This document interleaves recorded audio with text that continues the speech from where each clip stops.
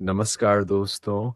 आज मैं आपसे एक ऐसा सवाल पूछने वाला हूँ जो सुनने में बहुत आसान है, लेकिन इसका जवाब शायद आपने कभी गहराई से सोचा ही नहीं। क्या आप अपने ही राज्य ओडिशा को सच में जानते हैं? हम उसी मिट्टी पर पैदा होते हैं, वहीं बड़े होते हैं। लेकिन क्या हमने कभी रुककर ये समझने की कोशिश की कि जिस ज़मीन पर हम खड़े हैं, उसकी कहानी क्या है? ओडिशा सिर्फ एक राज्य नहीं है, ये हजारों साल पुरानी एक जीवित कहानी है। बहुत पहले ओडिशा को कलिंग कहा जाता था, एक ऐसा साम्राज्य जो अपनी शक्ति, समृद्धि और स्वतंत्रता के लिए जाना जाता था। लेकिन इतिहास में एक ऐसा मोड़ आया जिसने इस भूमि को हमेशा के लिए बदल दिया, कलिंगा वॉर। ये सिर्फ एक युद्ध नहीं था, ये मानवता के इतिहास का टर्निंग पॉइंट था। इस युद्ध को लड़ा था महान सम्राट अशोका ने। लाखों लोग मारे गए, शहर उजड़ गए, और जब अशोक ने इस विनाश को अपनी आंखों से देखा तो कुछ बदल गया।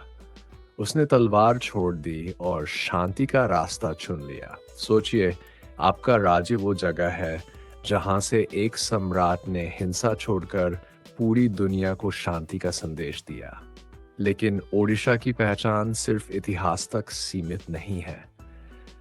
अगर आपको इसकी आत्मा को महसूस करना है तो आपको जाना होगा जगन्नाथ टेम्पल। यहाँ भगवान को जगन्नाथ कहा जाता है, यानी पूरी दुनिया के भगवान। और हर साल यहाँ होता है एक ऐसा आयोजन जो पूरी दुनिया को आकर्षित करता है। रात यात्रा, विशाल रथ, लाखों लोग, और भगवान खुद मंदिर से बाहर आकर अपने भक्तों के बीच आते हैं। ये सिर्फ एक धार्मिक आयोजन नहीं है, ये एक संदेश है कि भगवान और इंसान के बीच कोई दूरी नहीं है। ओडिशा की असली ताकत इसकी संस्कृति में छुपी है। यहाँ की ओडिसी नृत्य शैली दुनिया की सबसे प्राचीन और सुंदर क्लासिकल डांसेस में से एक है। हर मूवमेंट, हर एक्सप्रेशन एक कहानी कहता है।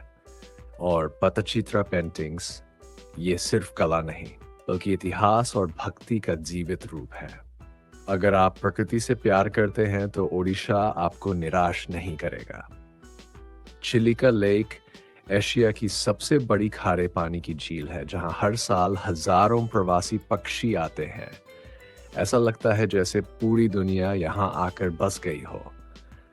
और सिमलीपाल नेशनल पार्क, जहां घने जंगल, झरने और जंगली जानवर मिलकर प्रकृति का असली रूप दिखाते हैं।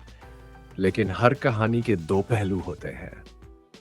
ओडिशा ने सिर्फ खूबसूरती ही नहीं देखी, बल्कि कई चुनौतियों का भी सामना किया है। साइक्लोन्स, गरीबी, बेरोजगारी, ये सब इस राज्य की सच्चाई का हिस्सा है। लेकिन फर्क ये है, ओडिशा हर बार गिरकर फिर खड़ा हुआ है। हर तूफान के बाद ये राज्य और मजबूत बनकर उभरा है। आज का ओडिशा बदल रहा है, शहर विकसित हो रहे हैं, तरफ शिक्षा और इंफ्रास्ट्रक्चर बेहतर हो रहे हैं, और एक नया भविष्य तैयार हो रहा है। लेकिन सबसे बड़ा सवाल अभी भी वही है, क्या हम अपने राज्य को सच में समझते हैं या फिर हम सिर्फ इसका नाम जानते हैं? क्योंकि जब तक आप अपनी जड़ों को नहीं समझेंगे, आप आगे नहीं बढ़ सकते। ओडिशा सिर्फ एक जगह नहीं है, ये एक भावना है, एक पहचान है, एक इतिहास है और एक भविष्य भी।